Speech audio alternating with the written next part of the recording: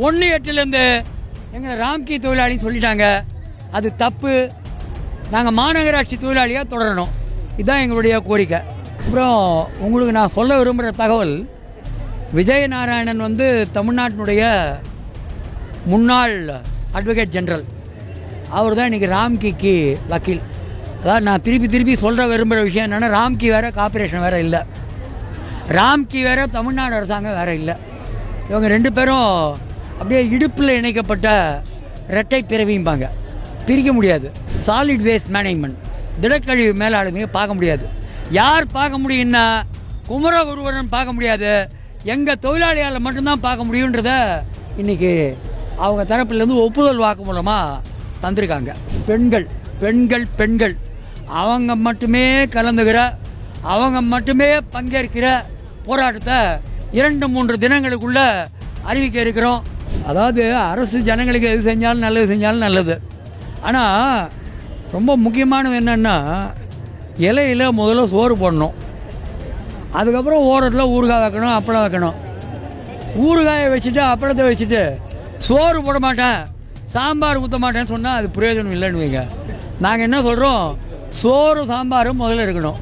அப்புறம் எங்கள் பெண்கள் சொன்னாங்க, நீங்கள் வாங்க, நீங்கள் வந்தீங்கன்னா உங்களுக்கு குமரகுருபுரம் வந்தால் எங்கள் வீட்டில் இட்லி கொடுக்குறோம், பொங்கல் தரோன்றோம். சேகர் பாபு வந்தாலும் நாங்கள் தரோன்றோம். எங்களுக்கு இட்லி பொங்கல் நாங்களே போட்டுக்க முடியும். நீ ₹1,00,000 தருகிறேன் என்று சொன்னாலும் காலில் போட்டு மிதிப்போம். இதை நீங்கள் ஞாபகத்தில் வைத்துக் கொள்ள வேண்டும். பணம் பணம் பணம் பணம் பணம் என்கிறாய். பணம் வேண்டும் தான். ஆனால் பணத்திற்காக எதையும் செய்பவர்கள் நாங்கள் அல்ல. கொஞ்சம் கூட தயக்கம் இல்லாமல் சொல்கிறார்கள், ராம்கி தமிழ்நாட்டில் மட்டுமல்லாமல் இந்தியா முழுவதும் குப்பைக்கு கான்ட்ராக்ட் எழுதியிருக்கிறான். அது மட்டுமல்ல, உலகம் முழுவதும் குப்பை அல்ல கான்ட்ராக்ட் எடுத்திருக்கிறான். பாருங்கள், குப்பை அள்ளும் தொழிலில் கோடியாய் குவிகிறது. நான் மனதார நினைப்பதை சொல்கிறேன், நம்முடைய பெண்கள் எல்லாம் எதற்கு ஏங்கி கிடக்கிறாள் என்றால், எதற்கு காத்து கிடக்கிறாள் என்றால், நான் மாநகர காவல் ஆணையர் மரியாதைக்குரிய அருண் அவர்களுக்கு சொல்லிக் கொள்கிறேன், தமிழ்நாட்டுடைய டிஜிபி அவர்களுக்கு சொல்லிக் கொள்கிறேன், முதலமைச்சருக்கு சொல்லிக் கொள்கிறேன், சேகர் பாபுக்கு சொல்லிக் கொள்கிறேன், எங்களுடைய பெண்கள் புழல் சிறைக்கு செல்வதற்கு தயாராக இருக்கிறார்கள். எங்களோட கோரிக்கை நீங்கள் ஆர்ப்பாட்டத்தில் கூட சொன்னோம், ஒற்றை கோரிக்கை என்னன்னா, 31/7/2025 அன்னைக்கு நாங்கள் மாநகராட்சியோட தொழிலாளி, அதே இடத்துக்கு எங்களை திருப்பி கொண்டு போய் வைக்கணும். இதுதான் எங்களோட கோரிக்கை. 1-8 எங்களை ராம்கி தொழிலாளி சொல்லிட்டாங்க. அது தப்பு. நாங்கள் மாநகராட்சி தொழிலாளியாக தொடரணும். இதுதான் எங்களுடைய கோரிக்கை. இப்போது இந்த கோரிக்கைக்காக எங்களுடைய போராட்டங்கள் தொடரும். இன்றைக்கி நீதிமன்றத்தில் ஒரு வழக்கில் தீர்ப்பு கொடுத்துருக்காங்க. அதை பற்றி சொல்கிறதுல அதுக்கு ஒரு எச்சரிக்கையை சொல்லிட்டு சொல்லணும். தீர்ப்பு இனிமேல் தான் அப்லோட் பண்ண போகிறாங்க. பதிவேற்றம் செய்வது மாலை தான் பதிவேற்றம் செய்வாங்க. அதனால் வாயில் அவங்க சொன்னதை நாங்கள் கேட்ட அளவுக்கு தான் சொல்ல முடியும். அந்த சப்ஜெக்ட் தட் ரைடர் தான் சொல்ல முடியும்னு வைங்க. அந்த ரைடருக்கு உட்பட்டு என்ன சொல்லியிருக்காங்கன்னா, காவல் வன்முறை சம்பந்தமாக புகார்கள் வந்துள்ளது. இந்த புகார்களை எல்லாம் விசாரிப்பதற்கு முன்னாள் நீதிபதி வி பார்த்திபன் தலைமையில் ஒரு நபர் ஆணையம் நியமிக்கப்படுகிறது. அவர் இந்த புகார்களை எல்லாம் விசாரித்து உரிய பரிந்துரைகளை தருவார் அப்படி சொல்லியிருக்காங்க. நான் நினைக்கிறேன், இது அரசு அதிகாரத்தினுடைய காவல் வன்முறைக்கு நீதித்துறை வழங்கியிருக்கிற ஒரு மிகப்பெரிய அடி அப்படின்னு சொல்லி நினைக்கிறேன். இப்போது இவங்க விடாமல் ஏழை தொழிலாளிகள், எளிய தொழிலாளர்கள் இவங்க போராட்டத்தை அடக்குமுறையின் மூலமாக முறியடிச்சிடலான்னு நினச்சாங்க. அப்படின்னா 13ஆம் தேதி இரவோட இரவாக தூக்கிட்டு போனாங்க. ஆனால் திருப்பி இங்கே நிற்கிறாங்க. அப்புறம் உங்களுக்கு நான் சொல்ல விரும்புகிற தகவல், விஜயநாராயணன் தமிழ்நாட்டினுடைய முன்னாள் அட்வொகேட் ஜெனரல், அவர் தான் இன்றைக்கி ராம்கிக்கு வக்கீல். அதாவது நான் திருப்பி சொல்கிற விரும்புகிற விஷயம் என்னென்னா, ராம்கி வேறு, கார்ப்பரேஷன் வேறு இல்லை. ராம்கி வேறு, தமிழ்நாடு அரசாங்கம் வேறு இல்லை. இவங்க 2 பேரும் அப்படியே இடுப்பில் இணைக்கப்பட்ட இரட்டை பிறவிம்பாங்க, பிரிக்க முடியாது. அந்த அளவுக்கு 2 பேரும் ஒன்றானவங்க.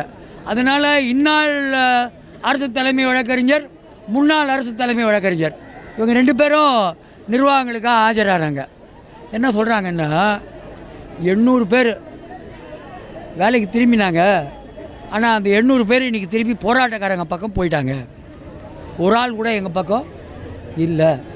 4000 டன் குப்பை சேர்ந்துருச்சு அப்படின்னு ஒப்புதல் வாக்குமூலம் தராங்க. என்ன ஒப்புதல் வாக்குமூலம்? அவங்களால மாநகராட்சியில் இந்த சாலிட் வேஸ்ட் மேனேஜ்மெண்ட், திடக்கழிவு மேலாண்மையை பார்க்க முடியாது. யார் பார்க்க முடியும்னா குமரகுருவரன் பார்க்க முடியாது, எங்கள் தொழிலாளியால் மட்டும்தான் பார்க்க முடியுன்றத இன்றைக்கி அவங்க தரப்புலேருந்து ஒப்புதல் வாக்கு மூலமாக தந்திருக்காங்க. எங்களை பொறுத்த வரைக்கும் அடுத்தடுத்து அற வழியில் போராட்டங்களை நடத்துவோம். அப்படின்னா சட்டம் அனுமதிக்கிற வழிகளில் பல போராட்டங்கள் நடத்த முடியும்.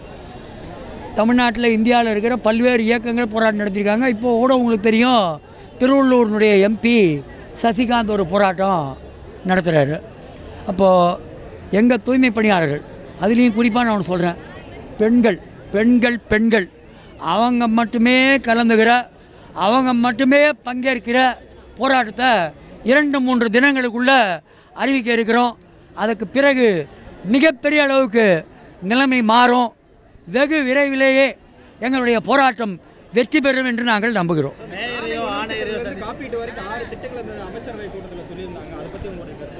இல்லை, அதாவது அரசு ஜனங்களுக்கு எது செஞ்சாலும் நல்லது. ஆனால் ரொம்ப முக்கியமானது என்னென்னா, இலையில் முதல்ல சோறு போடணும், அதுக்கப்புறம் ஓரத்தில் ஊறுகாய் வைக்கணும், அப்பளம் வைக்கணும்.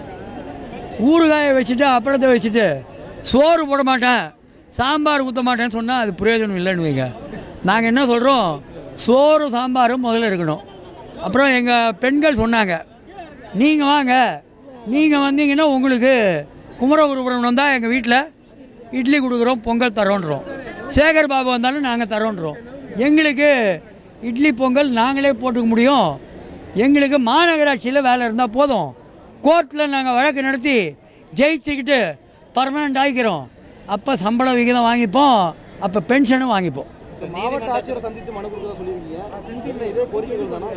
இல்லை, இப்போ நாங்கள் வேலை பார்த்த வரைக்கும் என்ன பண்ணாங்கன்னா 753 ரூபா தந்தாங்க. இப்போ என்ன சொல்கிறாங்க, அவங்களே 761 தராங்க. அப்போ 1/4/2025 எங்கள் ஒவ்வொருத்தருக்குமே 8 ரூபாயை எண்ணி வை அப்படின்றது இப்போ மாவட்ட ஆட்சித்தலைவர்கிட்ட கேட்டிருக்கோம்.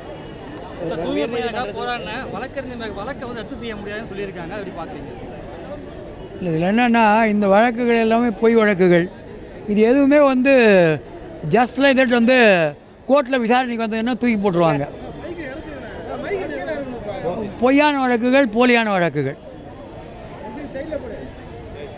செந்தில் பாலாஜிக்கு நிவாரணம் கிடைக்கும் போது எங்களுக்கு கிடைக்காம போயிடுமா? பார்த்துக்கலாம். சென்னைக்குள்ளே தான் நடக்கும், வட சென்னையில் தான் நடக்கும். எங்களோட சென்னை வட சென்னையில் அடுத்த போராட்டம் நடக்கும்.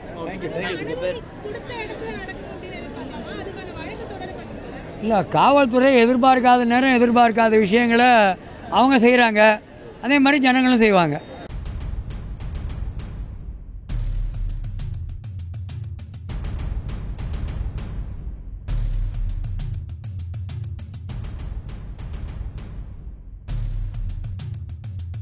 உயரட்டும் உயரட்டும், வானில் செங்கொடி உயரட்டும், வானில் செங்கொடி உயரட்டும். ஒழித்து கட்டு ஒழித்து கட்டு, ஒழித்து கட்டு ஒழித்து கட்டு. அவுட் சோர்சிங் முறைகளை, அவுட் சோர்சிங் முறைகளை, அவுட் சோர்சிங் முறைகளை, அவுட் சோர்சிங் முறைகளை ஒழித்து கட்டு ஒழித்து கட்டு. ஒழித்து கட்டு ஒழித்து கட்டு. மந்திரிகளும் முதலாளிக்கு, மந்திரிகளும் முதலாளிக்கு, மந்திரிகளும் முதலாளிக்கு, மந்திரிகளும் முதலாளிக்கு, எம்பி எம்எல்ஏ முதலாளிக்கு, எம்பி எம்எல்ஏ முதலாளிக்கு. விவசாய ஆடுது பார்த்தாயா, விவசாய ஆடுது பார்த்தாயா, முழுசோடு ஒன்றுபடுவோம். தமிழக அரசே முதல்வரே, தமிழக அரசே முதல்வரே, தேர்தல் கால வாக்குறுதி என்னாச்சு?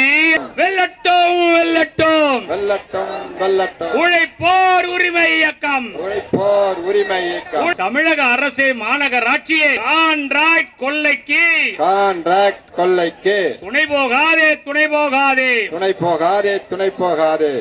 பெரியார் மக்கள் வருகின்றோம். பெரியார் மக்கள் வருகின்றோம். ஆளும் வர்க்கமே கேட்டுக்கோ. எங்களுக்கு இல்லை நாடோ எங்களுக்கு இல்லை.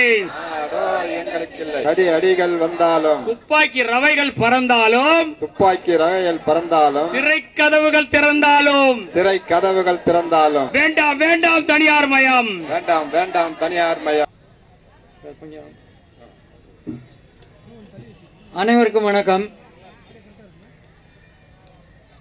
இன்று சென்னை உயர்நீதிமன்றத்திலே 13/8/2025 நள்ளிரவில் காவல்துறை தொழிலாளர்கள் மீது, போராட்டக்காரர்கள் மீது, பெண்கள் மீது ஏறிய ஒடுக்குமுறை தொடர்பாக நாம் புகார் சொல்லியிருந்தோம். நீதிபதிகள் MS ரமேஷ், லட்சுமி நாராயணன் அந்த வழக்கை விசாரித்தார்கள். விசாரித்த போதே பட்டியலிட்டு விரிவாக என்னென்ன அட்டூழியங்களை செய்தார்கள் என்று எடுத்து சொன்னோம். பெண்கள் என்றும் பாராமல் அவர்கள் மீது அந்த இரவில் அப்படி நடந்திருக்க வேண்டிய அவசியமே இல்லை என்பதை நீதிமன்றத்துக்கு எடுத்து சொன்னோம். அவர்களும் இப்போது ஒன்று சொல்லியிருக்கிறார்கள். இப்போதைய ஆட்சியாளர்களுக்கு, திமுக ஆட்சியாளர்களுக்கு இது ஒரு நல்ல பாடமாக அமைய வேண்டும் என்று நாம் விரும்புகிறோம். நாம் இந்த மாநகராட்சியில் அடுத்தடுத்து இதுவரை பல வழக்குகளை போட்டிருக்கிறோம். ஏறத்தாழ சென்னை உயர்நீதிமன்றத்தில் இருக்கிற 20 நீதிபதிகளை சந்தித்திருக்கிறோம் வேறு வேறு வழக்குகளில். முதல் வழக்கு, நம்முடைய முதல் வழக்கு 7வது மண்டலத்தில் தேர்தல் நேரம் 2021 மே மாதம் தேர்தல். அந்த தேர்தல் நேரத்தில் அகில இந்திய அண்ணா திராவிட முன்னேற்ற கழகம் ஆட்சியில் இருந்தது. அவர்கள் சென்னையில் இருக்கிற பல மண்டலங்களை தனியார் மயப்படுத்துவோம், ஒப்பந்தமயப்படுத்துவோம் என்று முடிவெடுத்திருந்தார்கள். 7 பக்கம் வந்தார்கள். அங்கே இருக்கிற தொழிலாளர்கள் எல்லாம் துணிச்சலானவர்கள், வீரமிக்கவர்கள், எதற்கு மஞ்சாதவர்கள். ஆணும் பெண்ணுமாக வீதியில் இறங்கி அந்த ஒப்பந்த மையத்தை எதிர்த்து போராடினார்கள். அந்த நேரத்திலே தேர்தல் இருந்தது. தேர்தல் இருக்கும்போது பாரதியை வந்து சந்தித்தார்கள். சந்தித்த போது முதலில் நாம் வழக்கு போட்டது நீதிபதி வைத்தியநாதன் முன்பு. தலைமை நீதிபதியானார். தலைமை நீதிபதியாக ஓய்வடைந்தார். அவர் நமக்கு சொன்னார், அந்த ஒப்பந்த மையம் அதிலிருந்து உங்களுக்கு பாதுகாப்பு தருகிறேன் என்று. 7வது மண்டலத்தில் தமிழ்நாட்டில் பல்வேறு துறைகளில் ஒப்பந்த மையம் வந்தபோது, போக்குவரத்து துறையில், மின்சாரத்துறையில், உள்ளாட்சி துறையில், கார்ப்பரேஷன்களில் ஒப்பந்த முறை வந்த போதும் தடுத்து நிறுத்தப்பட்டது முதல் முறையாக 7வது மண்டலத்தில் தான், இந்த உழைப்போர் உரிமை இயக்கத்தால் தான். அப்போது நாம் தொடர்ந்த வழக்கு நீதிபதி பார்த்திபன் முன்பு வந்தது. அந்த நீதிபதி தான் சொன்னார், காந்தியை தீர்ப்பு எழுதுகிற நீதிபதிகள் எல்லாம் மனதில் வைக்க வேண்டும். அப்படியானால் இந்த நாட்டினுடைய கடைக்கோடி மனிதர்கள், ஏழை பாழைகள், அவர்களை பற்றி எண்ணி பார்த்துதான் எந்த முக்கிய முடிவும் எடுக்க வேண்டும் என்று சொன்ன நீதிபதி பார்த்திபன் மாநகராட்சியில் வேலை செய்கிற நிரந்தர தொழிலாளியும் அதே துடைப்பத்தால் பெருக்குகிறார், அதே பேட்டரி ஆபரேட்டட் வெஹிக்கிளை ஓட்டுகிறார், அதே பின்னிலே கொண்டு போய் குப்பையை போட்டுகிறார், அதே டம்பிங் கிரவுண்டிலே போய் அந்த குப்பைகளை சேகரிக்கிறார். 2 பேரும் சம வேலை பார்க்கிறார்கள், சம ஊதியம் தர வேண்டும் என்று கேட்கிறார்கள். இது என்ன தவறு? ஆகவே சம வேலைக்கு சம ஊதியம் என்ற கோரிக்கையை விசாரிப்பதற்கு ஒரு கமிட்டி அமைக்க வேண்டும். அந்த கமிட்டி அமைக்கும் வரை குறைந்தபட்ச சம்பளம் தர வேண்டும். குறைந்தபட்ச சம்பளத்திற்கு ஆவணா எழுதி துவக்கி வைத்த நீதிபதி பார்த்திபன். இப்போது ஆட்சியாளருடைய, மாநகராட்சியினுடைய, திமுக தரப்பிலிருந்து ஏவப்படுகிற வன்முறைகள், அதனுடைய முடிவுக்கு ஆ என்று எழுதி துவக்கி வைப்பதற்கும் நீதிபதி பார்த்திபனை ஒரு நபர் ஆணையமாக நியமித்திருக்கிறார்கள் என்பதை தெரிவித்துக் கொள்கிறேன். நீதிபதிகள் ரமேஷம், நீதிபதிகள் லட்சுமிநாராயணமா சேர்ந்து இன்று ஒரு தீர்ப்பு வழங்கியிருக்கிறார்கள். காவல்துறை சில புகார்களை உங்கள் மீது சொல்லியிருக்கிறது. நீங்கள் குறிப்பாக பெண்கள் சில புகார்களை காவல்துறையின் மீது அடுக்கி வைத்திருக்கிறீர்கள். இந்த புகார்களை விசாரிப்பதற்கு ஒரு நபர் ஆணையமாக முன்னாள் சென்னை உயர்நீதிமன்ற நீதிபதி வி பார்த்திபனை நியமிக்கிறோம். அவர் விசாரிப்பார். அவர் எல்லோரிடம் வந்து கேட்பார், என்ன அநியாயம் நடந்தது எடுத்து சொல்லுங்கள். பாரதியிடம் கேட்பார். பாரதி ஒரு புகார் கொடுத்திருக்கிறார், என் கையை நீட்டி பேசுவதனால் அந்த நீட்டுகிற கையை முறிக்க பார்க்கிறேன் என்று தாக்குதல் நடத்தினார்கள். இந்த புகார் பற்றி அவரிடம் கேட்பார்கள். நம்முடைய பெண்கள் புகார் கொடுத்திருக்கிறார்கள். ஜோதி புகார் கொடுத்திருக்கிறார், இன்னும் பலர் புகார் கொடுத்திருக்கிறார்கள். அவர்கள் எல்லாம் அழைத்து என்ன புகார் என்று சொல்லுங்கள் என்று கேட்பார். எல்லாவற்றுக்கும் மேலாக வேறொன்றை கேட்பார். தலைமை நீதிபதியிடம் போய் நாம் அங்கே ரிப்பன் பில்டிங் வாயிலே நிற்கக்கூடாது என்று முறையிட்ட போது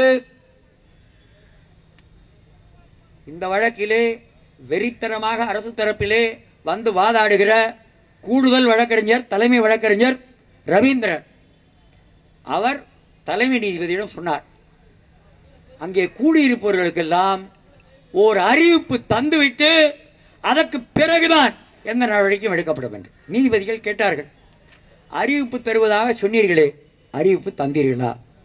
தரவில்லை. அதனால்தான் இன்று ஆணையம் வருகிறது. முதல் முறையாக மாநகராட்சியிலே நாம் நடத்துகிற போராட்டம், அந்த போராட்டத்தின் மீது ஏவப்பட்ட வன்முறை, அந்த வன்முறையை விசாரிக்க ஒரு ஆணையம் என்று வந்திருப்பது இவருடைய அதிகார திமிருக்கு, இவருடைய ஆணவத்திற்கு, உச்சாணி கொம்பிலே ஏறி அமர்ந்திருக்கிற அகங்காரத்திற்கு ஒரு மிகப்பெரிய நம்முடைய போராட்டத்தால் அடி கொடுக்கப்பட்டுள்ளது என்பதை நாம் நினைவில் வைத்துக் கொள்ள வேண்டும். மாநகராட்சியைச் சேர்ந்தவர்கள், அமைச்சர்கள், அவர்கள் எல்லாம் அவர்களுக்கு சுலபத்தில் உண்மை பேச வராது. எப்போதுமே உண்மை பேசி அவர்களுக்கு பழக்கம் இல்லை. முதலில் நீதிபதி ஆஷா முன்பு ஒரு வழக்கு வந்தது. என்ன சொன்னார்கள்? ஆஷா எந்த தீர்ப்பும் எழுதவில்லை. ஆனால் என்ன சொன்னார்கள் என்றால், இதே குமரகுருபரன் அவருக்கு வேண்டிய சங்கங்களை எல்லாம் வைத்துக்கொண்டு ஊடகங்கள் மத்தியிலே என்ன செய்தியை பரப்பினார் என்றால், வழக்கில் சங்கம் தோற்றுவிட்டது. ஆஷா ஒரு வரி கூட தீர்ப்பு எழுதவில்லை. ஒரு வரி கூட தீர்ப்பு எழுதாத போது குமரகுருபரனும் குமரகுருபரன் கூட்டாளிகளும் என்ன சொன்னார்கள்? ஆஷா நமக்கு எதிராக தீர்ப்பு எழுதிவிட்டார். அப்படியானால் இவர்கள் எந்த அளவுக்கு உண்மை பேசுகிறார்கள் என்பதை நீங்கள் அதிலிருந்தே புரிந்து கொள்ளலாம். அடுத்தடுத்து இப்படித்தான் நடந்தது. நாம் சொன்னோம், நீதிபதி சுரேந்தரிடம் வழக்கு வந்தது. அந்த தீர்ப்பில் கூட நாம் சொன்னோம், அவர் அறம் பிறழவில்லை, சட்டத்தில் சறுக்கிவிட்டார் என்று. என்ன அறம் பிறழவில்லை? அவர் சொன்னார், சட்டப்படி குறைந்தபட்ச சம்பளத்தை தந்தாக வேண்டும். இதுவரையில் தமிழ்நாட்டில் லட்சக்கணக்கானவர்களுக்கு சட்டப்படி குறைந்தபட்ச சம்பளம் தருவதில்லை. தூய்மை காவலர்கள் இருக்கிறார்கள், 65,000 பேர் இருக்கிறார்கள். இந்த 65,000 பேருக்கு 2,600 கொடுத்தார்கள் மாத சம்பளம். 2,600 மாத சம்பளத்தை 3,200 ஆக்கினார்கள். அதற்கு பிறகு 5,000 ஆக்கினார்கள். இதுதான் சம்பளம் இவர்கள் கொடுத்தது. அதேபோல் பள்ளிகளிலே வேலை பார்க்கிற தூய்மை பணியாளர்கள், ஊரக பள்ளிகளில் வேலை செய்வார்கள், அவர்கள் கழிப்பறைகளை சுத்தம் செய்ய வேண்டும், சிறுநீர் கழிக்கிற இடங்களை சுத்தம் செய்ய வேண்டும், பள்ளி வகுப்பறைகளை சுத்தம் செய்ய வேண்டும், பள்ளி முழுவதும் சுத்தம் செய்ய வேண்டும். என்ன சம்பளம் தெரியுமா? மாத சம்பளம் 1000, 1,500, 2,250, 3,000. இந்த அநியாயத்துக்கு எதிராக நாம் உச்சநீதிமன்றம் வரை சென்றிருக்கிறோம். அதனால் தான் என்ன செய்கிறார்கள்? எல்லா அநியாயங்களுக்கும் உழைப்போர் உரிமை இயக்கம், இடது தொழிற்சங்க மையம், தோழர் பாரதி போன்றோர் முடிவு கட்டி விடுவார்களே என்று கவலைப்படுகிறார்கள். அப்படி கவலைப்படுவதால் நமக்கு எதிராக அடுக்கடுக்காக பொய் சொல்கிறார்கள். 13 வழக்கு போட்டுகிறார்கள். நான் மாநகராட்சிக்கு உள்ளே வந்து 13ஆம் தேதி அமைச்சர் சேகர் பாபுவை, மாநகராட்சியினுடைய ஆணையர் குமரகுருபரனை சந்தித்து விட்டு போனேன் என்று அங்கிருக்கிற எல்லா பதிவுகளிலும் இருக்கும். இவர்கள் எந்த அளவுக்கு பொய் வழக்கு போடுகிறார் என்றால் அதற்கு கொஞ்சம் கூட கூச்சப்படாமல் போடுகிறார்கள் என்றால் நான் அங்கிருந்து ஒரு 4:30 4:45 வரை இருக்கும், முடித்துவிட்டு வெளியே போய்விட்டேன். வழக்கு போடுவது எந்த அளவுக்கு போகிறது என்பது உங்களுக்கு புரிய வேண்டும் என்பதற்காக சொல்கிறேன். நான் மாநகராட்சி வாயிலுக்கு வந்து அங்கே இருக்கிற ஒரு இன்ஜினியரோடு தகாத வார்த்தைகள் பேசி தகராறு செய்து கொலை செய்து விடுவேன் என்று மிரட்டினேன் என்றும், அதற்கு பிறகு குனிந்து அங்கே இருக்கிற கல்லை எடுத்து மாநகராட்சியின் மீது அடித்தேன் என்றும் ஒரு வழக்கு போட்டிருக்கிறார்கள். உங்களுக்கு புரிகிறதா எந்த அளவுக்கு செல்வார்கள், எவ்வளவு கேவலமாக நடந்து கொள்வார்கள்? தமிழ்நாடு அரசுக்கும் மாநகராட்சிக்கும் உண்மைக்கும் எந்த அளவுக்கும் தொடர்பில்லை என்பது திட்டவட்டமாக தெளிவாக நிறுவனமாகிறது. அதை படிக்கும் போது நீதிபதிகளுக்கு சிரிப்பு வருகிறது. பார்க்கிறார்கள், என் பெயரை எழுதியிருக்கிறார்கள், என் பெயரை எழுதி அதற்கு பிறகு நான் கெட்ட வார்த்தை பேசியதாக எழுதுகிறார்கள், நான் கல்லெடுத்து அடித்ததாக எழுதுகிறார்கள். அப்படியானால் இவர்கள் எப்படி பொய் புகார் எழுதுகிறார்கள் என்பதை நீதிபதிகள் நன்றாகவே பார்த்து வைத்திருந்தார். ஆனால் எல்லோருக்கும் ஒரு தடுமாற்றம் இருக்கிறது. ஏழை சொல் அம்பலமேறாது என்பார்கள். என்ன பார்க்கிறார் என்றால், நாம் தூய்மை பணியாளர்கள், நாம் கடைக்கோடியிலே இருப்பவர்கள், அவர்கள் எல்லாம் உச்சாணி கொம்பிலே இருப்பார்கள், அவர்கள் எல்லாம் சமூக ஏணியிலே மேலே இருக்கிறார்கள். ஆகவே அவர்கள் பக்கத்து நியாயத்தை அதிகம் பேசுவதும் நம் பக்கத்து நியாயத்தை மதிக்காமல் இருப்பது இவர்கள் மத்தியிலே வாடிக்கையாக இருக்கிறது. இப்போதும் கூட என்ன செய்திருக்கிறார் என்றால், நமக்கு 1ஆம் தேதிக்கு பிறகு அனுமதி இல்லை, அனுமதி இல்லை, அனுமதி இல்லை, சட்டவிரோதம், சட்டவிரோதம், சட்டவிரோத போராட்டம் என்றுதான் சொல்லிக் கொண்டிருக்கிறார்கள். இன்று முதல் முறையாக பெருநகர காவல் ஆணையர் திரு அருண் 1/9/2025 கையொப்பமிட்டு நாம் இந்த நிகழ்ச்சி நடத்துவதற்கு அனுமதி தந்திருக்கிறார்கள். ஆனால் இந்த அனுமதியில் ஒரு வேடிக்கை, ஏறத்தாழ 28 நிபந்தனைகள் போட்டிருக்கிறார். ஒரு அனுமதிக்கு எவ்வளவு நிபந்தனை? 28 நிபந்தனை. இதை செய்யக்கூடாது, அதை செய்யக்கூடாது, அதை செய்யக்கூடாது. அடுத்து இவர்கள் ஒன்றுதான் சொல்ல வேண்டும், நீ கண்ணை மூடிக்கொள், நீ காதை மூடிக்கொள், நீ கையை மூடிக்கொள், எல்லாத்தையும் விட வாயை மூடிக்கொள், நீ எதுவும் பேசாதே, குமரகுருபரன் எது சொன்னாலும் சரி சரி சரி என்று சொல், ராம்கி எது சொன்னாலும் சரி சரி சரி என்று சொல். இப்படி சொல்வதாக கேவலமாக மாறியிருக்கிறார். நமக்கு ஒன்று புரியவில்லை, தமிழ்நாடு அரசு நம் வரிப்பணத்தில் இயங்குகிறது. குமரகுருபரன் நாம் கொடுக்கிற வரிப்பணம், நாம் துடைப்பம் எடுத்து பெருக்கி நாம் சம்பாதித்து நாம் பொருட்கள் வாங்கும் போது கட்டுகிற வரி, அந்த வரியில் சம்பளம் வாங்குபவர் குமரகுருபரன். மறந்துவிடக் கூடாதவர்.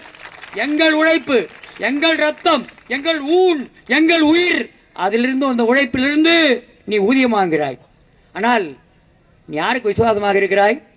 அம்பேத்கர் எழுதிய அரசியலமைப்பு சட்டத்துக்கு விசுவாசமாக இருக்கிறாயா, அல்லது கான்ட்ராக்டர் ராம்கிக்கு விசுவாசமாக இருக்கிறாயா? ராம்கிக்கு விசுவாசமாக இருக்கிறார்.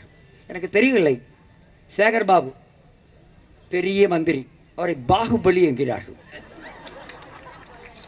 அந்த பாகுபலி, ஆனால் இந்த பெண்கள் மத்தியில் எதுவுமே ஈடுபடவில்லை.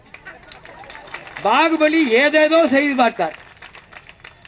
தமிழ்நாட்டின் பாகுபலி சேகர் பாபு, அந்த பெயரை கேட்டாலே அதிர்தில்லை என்று சொல்வார்கள். அந்த சேகர் பாபுவை பார்த்து இந்த ஒரு பெண் கூட பயப்பட மாட்டேன் என்கிறார். இவரெல்லாம் எளிய பெண்கள், ஏழை பெண்கள், பலர் சிங்கிள் மதர், தனியாக வாழ்கிற தாய், பிள்ளைகளை வளர்க்கிறார்கள். ஆனால் இவர்களுக்கெல்லாம் எப்படி இந்த தலைகீழ் மாற்றம் வந்தது என்று எனக்கு தெரியவில்லை. எல்லோருமே சேர்ந்து தினகரோடு சேர்ந்து அந்த ஒரு முழக்கத்தை முன்வைக்கிறார்கள். அடக்குமுறைக்கு அஞ்சிட மாட்டோம், அடிபணிந்து கெஞ்சிட மாட்டோம். அவர்கள் ரத்தத்தில் ஊறியது போல் இருக்கிறது.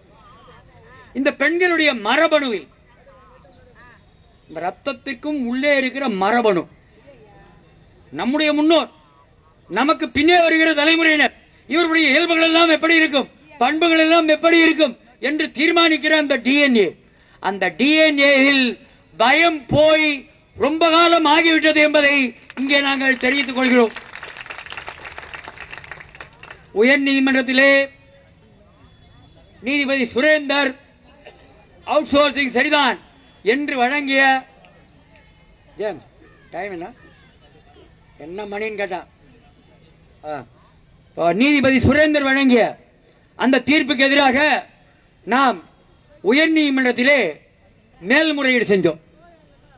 இந்த மேல்முறையீடு நேற்று நீதிபதி ரமேஷ் மற்றும் சக்திவேல் அமர்வத்திலே விசாரணைக்கு வந்தது. அவர்களிடம் நாம் நம் தரப்பினுடைய நியாயத்தை எடுத்து சொல்லியிருக்கிறோம்.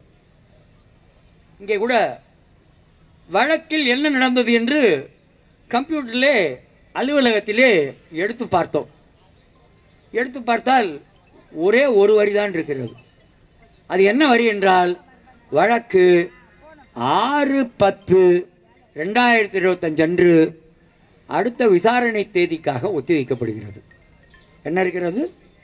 ஒரே ஒரு வார்த்தை, 6/10/2025 விசாரணைக்காக ஒத்திவைக்கப்படுகிறது. ஆனால் ஊடகங்களில் எப்படி எழுதுகிறார்கள்? நான் ஊடகங்களை குறை சொல்லவில்லை, மாநகராட்சி அப்படி தகவல் சொல்கிறது. என்ன தகவல் சொல்கிறது? உயர்நீதிமன்றம் தொழிலாளியின் கோரிக்கையை ஏற்க மறுத்துவிட்டது. எங்கே சொன்னார்கள்? யார் சொன்னார்கள்? அப்படி ஏதாவது தீர்ப்பு இருக்கிறதா? குமரகுரு ஒரு நாள் அப்படி ஒரு தீர்ப்பு இருப்பதாக கணக்கு காட்ட முடிந்தால், ஆதாரம் காட்ட முடிந்தால், நாளையே போராட்டத்தை முடித்துக் கொள்ள நாங்கள் தயாராக இருக்கிறோம். தன்மானமோ சூடோ சோரணையோ இருந்தால் இப்படிப்பட்ட பொய்யை சொல்லாமல் இருக்க வேண்டும். அது எதுவுமே இல்லை. அதில்தான் பிரச்சனை இருக்கிறது. அடுத்து என்ன சொல்கிறார்கள்? நீதிபதி நம்மிடம் கேட்டாரா, உங்கள் பெண்களை எல்லாம் உங்கள் தொழிலாளர்களை எல்லாம் வேலைக்கு போக சொல்லுங்கள். அப்படி எதுவும் இல்லை. அப்படி எதுவும் இல்லை. நாம் வேலை நிறுத்தம் செய்யவில்லை. நான் மீண்டும் தெளிவாக சொல்ல விரும்புகிறேன். 1/8/2025 முதல் மாநகராட்சி உனக்கு வேலை இல்லை என்று சொல்லிவிட்டது. 1/8/2025 முதல் நீ மாநகராட்சியில் வேலை பார்க்க முடியாது, நீ ராம்கியில் தான் வேலை பார்க்க முடியும் என்று மாநகராட்சி தான் சொன்னது. நாம் வேலை நிறுத்தம் செய்யவில்லை. நான் உங்களை கேட்டுக்கொள்கிறேன். நான் நாளை தொழில் தீர்ப்பாயத்தில் நம்முடைய வழக்குகள் வருகிறது. 7வது மண்டலத்தினுடைய 1381 பேர் பணி நிரந்தர வழக்கு, 5-6 மண்டலங்களுடைய பணி நிரந்தர வழக்கு, அவுட் சோர்சிங் வழக்கு தொழில் தீர்ப்பாயத்தின் முன்பு விசாரணைக்கு வருகிறது. அதற்கு மறுநாள் நீதிபதிகள் ரமேஷையும் சக்திவேலையும் அணுகி நம் தரப்பிலிருந்து ஒரு மெமோ தாக்கல் செய்வதற்கு இருக்கிறோம். என்ன கேட்க இருக்கிறோம் என்றால், நாங்கள் நாளையே வேலைக்கு வருகிறோம். நீங்கள் சொல்லுகிறீர்கள் கிட்டத்தட்ட 800 பேர். விஜயநாராயணன் அவர் பேர். அவர் முன்னாள் அரசு தலைமை வழக்கறிஞர். அவர் ராம்கியினுடைய வழக்கறிஞர். விஜயநாராயணன் நீதிபதிகளிடம் சொன்னார், 4000 டன் குப்பை சேர்ந்து விட்டது. எவ்வளவு குப்பை சேர்ந்து விட்டது? 4000 டன் குப்பை சேர்ந்து விட்டது. 800 பேர் இவர்களை விட்டு பிரிந்து எங்களிடம் வேலைக்கு வந்தார்கள். ஆனால் அந்த 800 பேரும் மீண்டும் இவர்கள் பக்கமே போய்விட்டார்கள். என்ன நடந்திருக்கிறது? யார் சொன்னது இது? முன்னாள் அரசு தலைமை வழக்கறிஞர். ஏதோ தெருமுனையிலே சந்து முனையிலே சிந்து பாடுபவர் அல்ல. மாறாக தமிழ்நாடு அரசாங்கத்தினுடைய முன்னாள் தலைமை அரசு வழக்கறிஞர் விஜயநாராயணன் சொல்லுகிறார், 4000 டன் குப்பை சேர்ந்து விட்டது. 800 பேர் இந்த பக்கம் மாநகராட்சி பக்கம் வந்தவர்கள் மீண்டும் போராட்ட செங்கோடியின் பக்கம் போய்விட்டார்கள். இதுதான் நடக்கும், வேறு எதுவும் நடக்காது. நாம் சொல்ல போகிறோம். ஒரே கோரிக்கை எங்களுடைய ஒரே கோரிக்கை, ஒற்றை கோரிக்கை 31/7/2025 நாங்கள் எங்கே இருந்தோமோ அங்கேயே கொண்டு போய் எங்களை வை. இதை நீ செய்துவிட்டால் நாங்கள் மறுநாளே சென்னையை சுத்தப்படுத்த தயார். சரிதானே? இதில் ஏதாவது மாற்றம் இருக்கிறதா? நம்மை 31/7/2025 நாம் எங்கே இருந்தோமோ அங்கேயே கொண்டு போய் வைத்தால் நாம் வேலைக்கு செல்ல தயாராக இருக்கிறோம் தானே? இதை தவிர வேறு எதுவும் எங்களுக்கு ஒரு பொருட்டில்லை. நீ ₹1,00,000 தருகிறேன் என்று சொன்னாலும் காலில் போட்டு மிதிப்போம். இதை நீங்கள் ஞாபகத்தில் வைத்துக் கொள்ள வேண்டும். பணம் பணம் பணம் பணம் பணம் என்கிறாய். பணம் பணம் வேண்டும் தான். ஆனால் பணத்திற்காக எதையும் செய்பவர்கள் நாங்கள் அல்ல. ராம்கி பணத்திற்காக தொழில் துவங்கியிருக்கிறார். மக்களுக்கு சேவை செய்ய அல்ல. வட சென்னையில் இருக்கிற ஏழை எளிய மக்கள், அந்த ஏழை எளிய மக்கள் ஆரோக்கியமாக வாழ வேண்டும், சுகாதாரமாக வாழ வேண்டும், நகரம் சுத்தமாக இருக்க வேண்டும். அதற்காகத்தான் ராம்கி வந்திருக்கிறானா? 100 கோடிகள் பல 100 கோடிகளாக வேண்டும். அந்த 100 கோடிகள் 1000 கோடிகளாக வேண்டும். அந்த 1000 கோடிகள் பல 1000 கோடிகளாக வேண்டும். கொஞ்சம் கூட தயக்கம் இல்லாமல் சொல்கிறார்கள். ராம்கி தமிழ்நாட்டில் மட்டுமல்லாமல் இந்தியா முழுவதும் குப்பைக்கு கான்ட்ராக்ட் எடுத்திருக்கிறானா? அது மட்டுமல்ல, உலகம் முழுவதும் குப்பை எல்லாம் கான்ட்ராக்ட் எடுத்திருக்கிறானா? பாருங்கள், குப்பை அள்ளும் தொழிலில் கோடி கோடியாய் குவிகிறது. கோடி கோடியாய் குவிவதால் ராம்கி அங்கே வந்து கான்ட்ராக்ட் எடுக்கிறார்கள். இப்போது நமக்கு ஊடகங்கள் வாயிலாக ஒரு செய்தியை சொல்ல பார்க்கிறார்.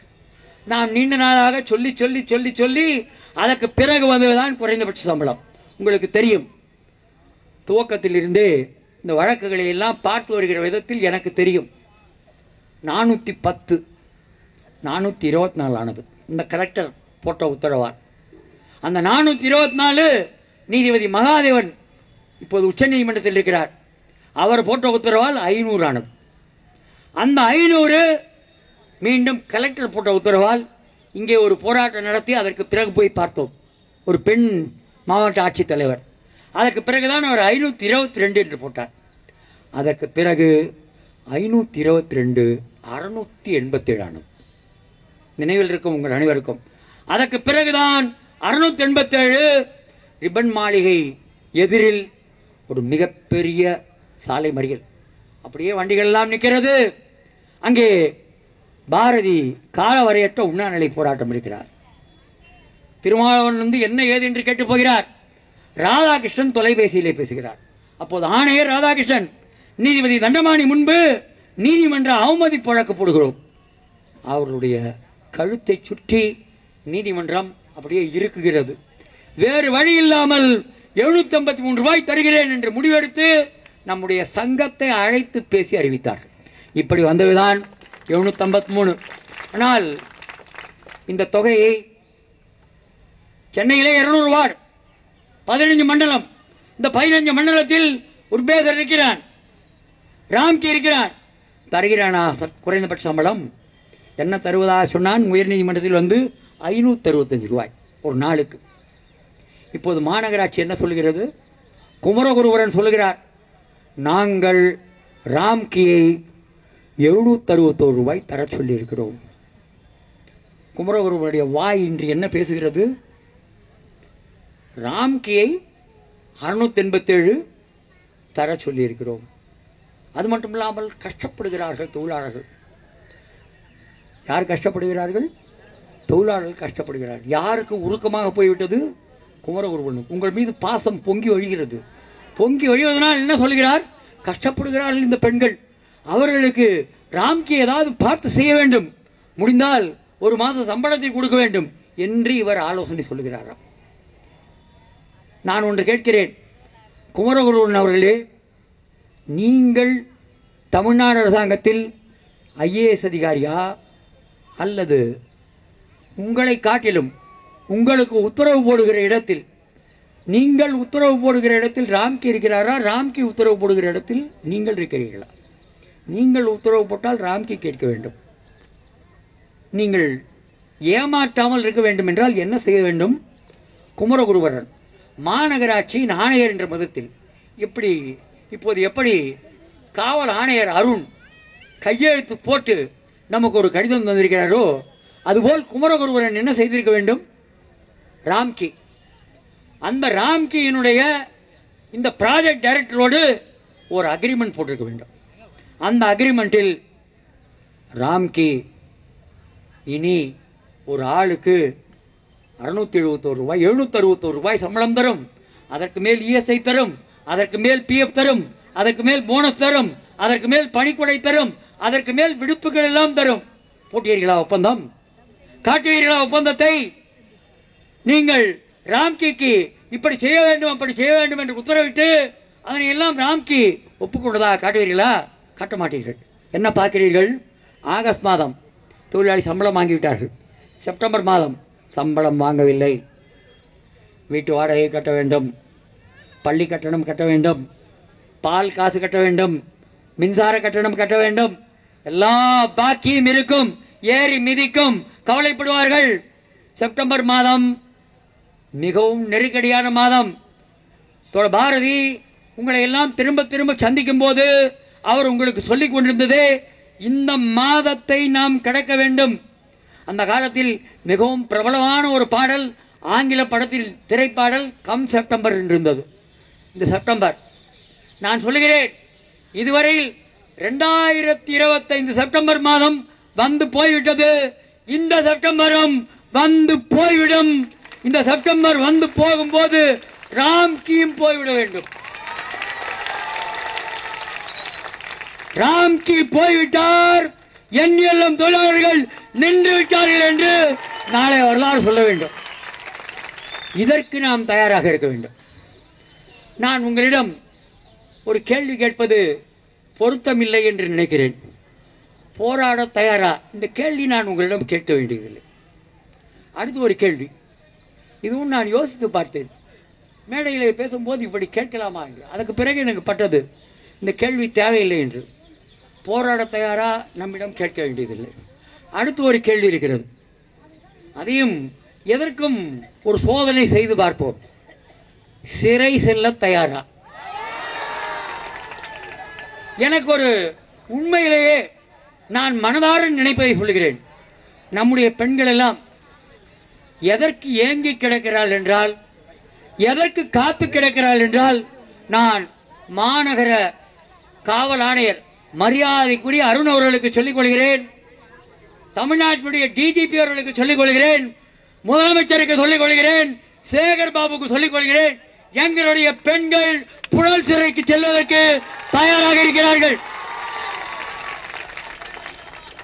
அன்றிரவு எங்களை எல்லாம் வாரி வாரி வண்டியில் வைத்தீர்கள். யாராவது பயந்து போனார்களா? யாராவது ஒருவர் அழுதார்களா? கண்ணீர் விட்டார்களா? பயந்தார்களா? அந்த பக்கம் போக மாட்டோம் என்று சொன்னார்களா? யாரும் சொல்லவில்லை. நாங்கள் குமரகுருபரன் அவர்களே, நீங்கள் எப்படி இருக்கிறீர்கள் என்று கேட்டு நிச்சயம் ரிப்பன் பில்டிங்க்கு வருவோம். நீங்கள் காத்து கொண்டுதான் இருக்கிறீர்கள். நமக்கு காவல்துறையிலிருந்து 1 மணி நேரம் ஆர்ப்பாட்டம் என்று சொல்லியிருக்கிறார்கள். நாம் அந்த நிபந்தனைக்கு கட்டுப்பட்டு நடப்பதற்கு தயாராக இருக்கிறோம். நம்மை பொறுத்தவரையில் மீண்டும் நம்முடைய மேல்முறையீடு வழக்கு 6/10/2025 என்று விசாரணைக்கு வருகிறது, அக்டோபர் மாதம். அப்படியானால் செப்டம்பரை நாம் கடக்க வேண்டும். நாம் அனைவருமாக சேர்ந்து இன்னும் ஒரு சில தினங்களுக்குள்ளேயே சில போராட்ட அறிவிப்புகளை உங்கள் மத்தியிலே சொல்லுவோம். ஒரு சில தினங்கள் குறித்து வைத்துக் கொள்ளுங்கள். இன்று இங்கே இருந்து இந்த மேடையிலிருந்து சொல்லுகிறேன், செங்கொடி போராட்ட செங்கொடி, உழைப்போர் உரிமை இயக்கம், இடது தொழிற்சங்க மையம், அகில இந்திய தொழிற்சங்க மைய கவுன்சில் யாருக்கும் அஞ்சாது. அது இந்த தொழிலாளியின் பக்கத்திலே எப்போதும் நிற்கும்.